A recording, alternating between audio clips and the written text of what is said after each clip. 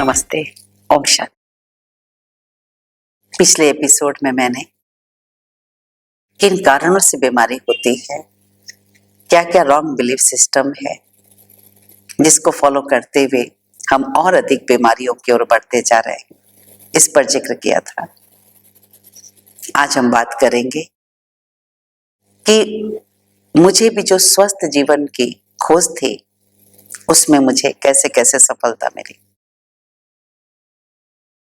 मैंने महसूस किया कि जो ऋषि मुनियों ने कहा था प्रकृति माँ है, उस माँ के स्नेह वाले रूप को सचमुच वंडरफुल है वो प्रकृति माँ, जिसकी अंदर जो नॉलेज है, जो समझ है, जो हम मनुष्य आत्माओं के प्रति प्यार और परवरिश का स्वभाव है, उसकी तुलना किसी चीज से नहीं कर सकते। रॉन्ग बिलीफ सिस्टम होता है कि जो कफ और सर्दी की बीमारी होती है, फीवर होती है, अस्थमा होती है, जॉइंट्स पेन होता है, उसमें हमें गर्म चीज खानी चाहिए। ये सारी मान्यताएं ध्वस्त हो गई जब मैंने मां प्रकृति का वो प्यार प्राप्त किया। इन सभी बीमारियों से जूझते हुए एक बार मुझे बड़ी दीदी ने कहा, तुम एक नेचुरोपैथ का नाम उन्होंने दिया, कहा आप उनसे बात करो। तो मैंने सोचा मुझे तो इतनी तरह की तकलीफ है, मैंने कई तरह से इसका उपाय ढूंढा है, लेकिन तकलीफें कम नहीं हुई, मेरे को क्या फायदा होगा उनसे। लेकिन बड़ों की बात मानने की आदत है, मैंने कहा ठीक है बात करते हैं। और उन्होंने मुझे जो रूटीन बताई, मैंने समझा कि बीमारी का कारण है हम अपनी चॉइस से खाना खाते हैं। अब हम मां प्रकृति की चॉइस से खाना खाना शुरू करें, क्योंकि पहले की मां को मालूम होता था बच्चे को कब क्या तकलीफ है और किस तरह से ठीक करना है। घरेलू इलाज से ही वो ठीक कर लेती थी। और आज तो जन्म के पहले ही हॉस्पिटल, डॉक्टर और उसके बाद जिंदगी भर लगा रहता है। तो उन्होंने जो नेचुरोपैथ डॉक्टर से मैंने बात की, उन्होंने मुझे जो रूटीन बताई उसमें इसी प्रकार से था कि सवेरे सवेरे 6:30 बजे खट्टा जूस पीना है, माना फल का जूस, लेकिन खट्टा पीना है। अगर खट्टापन कम है कुछ नींबू भी डाल सकते हैं। तो मैंने वो जूस लिया 6:30 बजे, संतरे का जूस या मौसमी का जूस या अनानास का जूस। आप उसमें आंवला भी डाल सकते हैं। अगर आपको ऐसे नहीं चलता है तो हल्का आप उसमें नमक डाल सकते हैं, सेंधा नमक, और नहीं तो ऐसे ही पी सकते हैं। उसके 1 घंटे बाद कि चलो भूखे नहीं रहा जा सकता है तो ठीक है, 1 घंटे के बाद मीठे फल खा सकते हैं। तो वो मैंने खाए। दोपहर में अंकुरित थे, मूंग चने अंकुरित थे, उसमें थोड़ा सा नारियल का टुकड़ा, कुछ खजूर, ये खाए। और शाम को 3:30 बजे के आसपास, क्योंकि चाय छोड़ दी थी, चाय छोड़ने को कहा गया था। चाय हम पहले बहुत ज्यादा पीते थे, 3 टाइम ही पीते, लेकिन पूरी ग्लास भर के, तो छोड़ना पड़ा। तो 3:30 बजे सूप ले सकते हैं, ऐसा उन्होंने कहा। और फिर शाम को 5-6 बजे उन्होंने कहा रोटी सब्जी खाना है, दाल को पकाना नहीं है, दाल नहीं खानी है। कच्ची दाल को हमने अंकुरित में ले लिया है, वो ज्यादा फायदा करेगा। तो केवल रोटी सब्जी खानी है।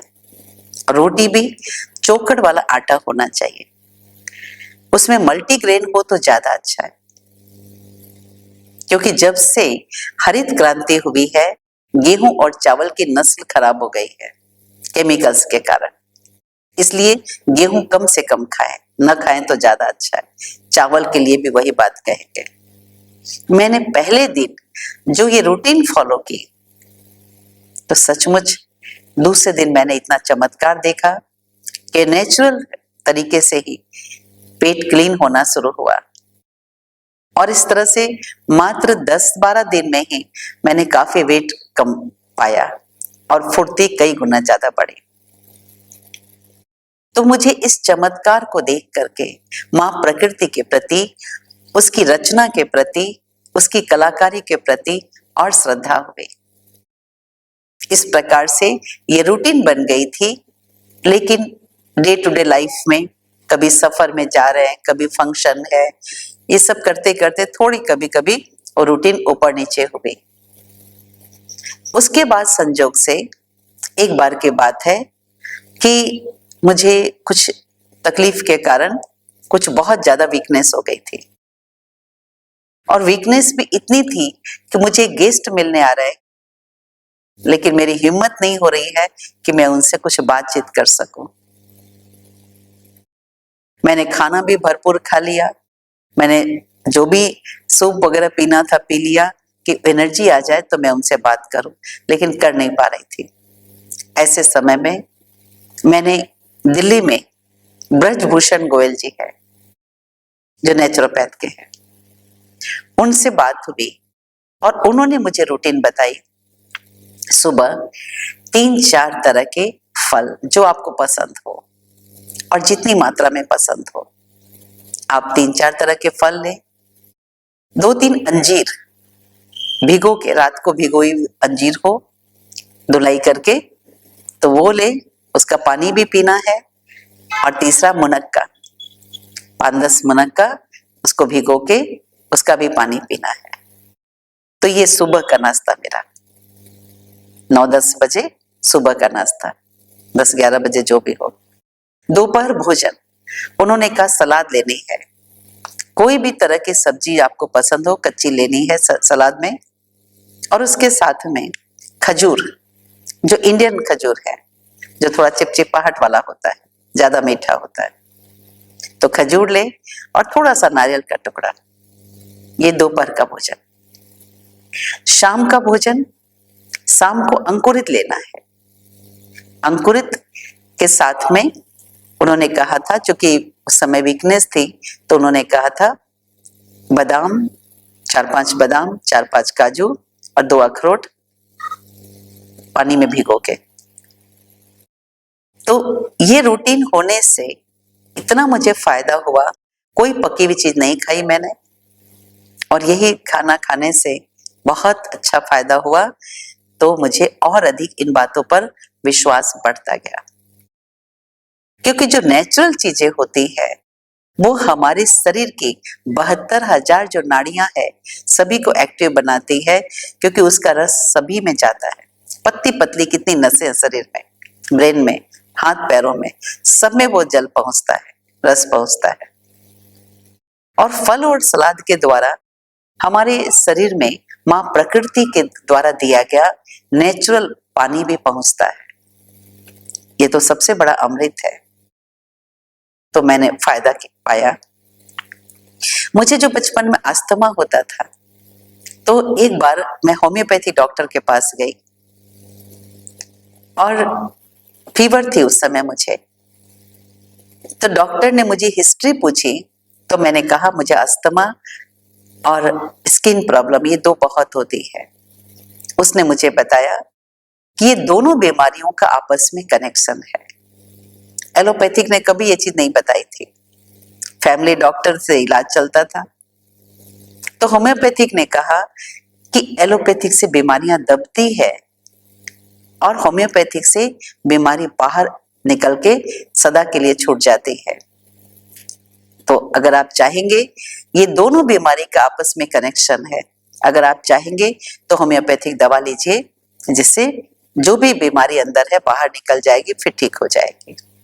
मैंने हिम्मत की, उस समय मेरी आयु बहुत छोटी थी, मैंने हिम्मत की और दवा लेनी शुरू की।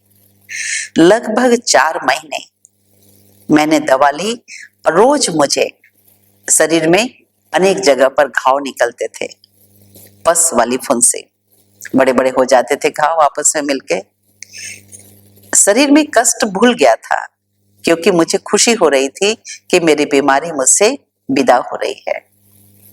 ये 73 की बात है, और उस दिन का दिन, आज का दिन, कभी मुझे अस्थमा ने अटैक नहीं किया, और चर्म रोग ने भी लगभग हल्का फुल्का कभी हुआ, लेकिन नहीं हुआ लगभग, इस तरह से उससे विदाई हुई। तो ये सभी बहुत सारे अनुभव बढ़ते गए। मेरे उस तरह की बुक्स को भी मैंने पढ़ना शुरू किया, कभी यूट्यूब में भी वीडियो देखना शुरू किया कि किस तरह से हम स्वस्थ रह सकते हैं नेचुरल डाइट को अपनाकर। 90% तक स्वास्थ्य हम प्राप्त कर सकते हैं। उसी क्रम में मुझे भी अच्छा लगा कि मैं दूसरों को भी ये रास्ता बताऊं, तो मैंने और स्टडी करनी शुरू की। डॉक्टर विश्वरूप राय चौधरी जी वर्ल्ड फेमस है और उन्होंने साइंटिफिक ढंग से काफी रिसर्च किया है। उन्होंने चाइना स्टडी बुक पर भी काफी रिसर्च किया और इस तरह से लोगों के सामने नेचुरल डाइट लेने से हर बीमारी ठीक होती है, ये लाखों एग्जाम्पल पेश किए हैं। तो उन्होंने जो कहा, उनका जो फॉर्मूला था वो इस प्रकार से था, उसको भी मैंने काफी दिन तक फॉलो किया कि शरीर में अगर कोई बीमारी है तो बॉडी वेट के हिसाब से खाना है। अगर कोई बीमारी नहीं है तो आपकी जितनी इच्छा हो, कम इच्छा हो, ज्यादा इच्छा हो, खा सकते हैं। लेकिन बीमारी अगर है तो आपको बॉडी वेट के हिसाब से खाना है। सुबह 9 बजे से लेकर 12 बजे तक के बीच में कोई भी 3-4 तरह के फल। मैं एक बात बता दूं कि जितने भी नेचुरोपैथ ने जिसने भी रॉ डाइट के बारे में बोला है, प्रकृतिकृत डाइट के बारे में, रीजनल, सीजनल और ओरिजिनल होना चाहिए। वो ज्यादा अच्छी तरह से हमारे शरीर में मेडिसिन का काम करेगा। Regional, seasonal, original. माँ प्रकृति ने हर क्षेत्र में कुछ अलग अलग चीजें भी उपजाई है और कुछ कॉमन चीजें भी है, तो ये जरूर हम ध्यान रखें। ऐसा नहीं कि यहाँ भारत में है और लंदन वाला फल ही खाएंगे तो अच्छा होगा, नहीं, उसमें तो ज्यादा केमिकल होगा। तो डॉक्टर विश्वरूप जी के अनुसार 3-4 तरह के फल खाना है। कितना खाना है? काटने और छीलने, गुठली हटाने के बाद उसका वजन हमारे बॉडी वेट के हिसाब से 10 गुना उतने ग्राम होना चाहिए। जैसे किसी का 60 केजी है तो 600 ग्राम उसे खाना है, तब फूड एज मेडिसिन होगा। उसके बाद भोजन है दोपहर में। भोजन के पहले सलाद खाना है, कोई भी 3-4 तरह की सब्जी। उसको बॉडी वेट इंटू 5 इतना जरूर खाना है। उतना खाने के बाद भूख हो तो आप पका हुआ खाना खाएं, लेकिन उसको जरूर खाना है। और फिर शाम का खाना भी बॉडी वेट इंटू 5 इतनी सलाद जरूर खाना है। तो सलाद 2 बार में उतना और फल 1 बार में उतना। अब फल भी 1 बार में जरूरी नहीं कि आप 9 बजे ही सारा खा ले। आपको 1 बार में भूख नहीं है तो दोबारा तिबारा खाइए, लेकिन 12 बजे तक आपको उतना कोटा पूरा करना है। अब ये 4 चीजें हम आपको बताते हैं। पहला आपने खाया फल। फल से हमारे शरीर में विटामिन्स और मिनरल्स मिलेंगे, जिससे क्या फायदा होगा? विटामिन्स मिनरल्स की कमी के कारण जो बीमारियां होती थी वो होना बंद हो जाएंगे। दूसरा, इनमें बहुत अधिक फाइबर होते हैं, तो फाइबर होने से हमारे पेट की सफाई होगी, क्लीनिंग होगी। और मिनरल मिल रहे हैं, जल मिल रहा है, इतना जूस मिल रहा है, तो हमें बाहर से पानी की प्यास भी कम लगेगी।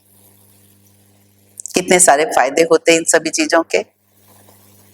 उसके बाद दोपहर में जो मैंने सलाद खाई, शाम को सलाद खाई, सलाद से क्या फायदा है?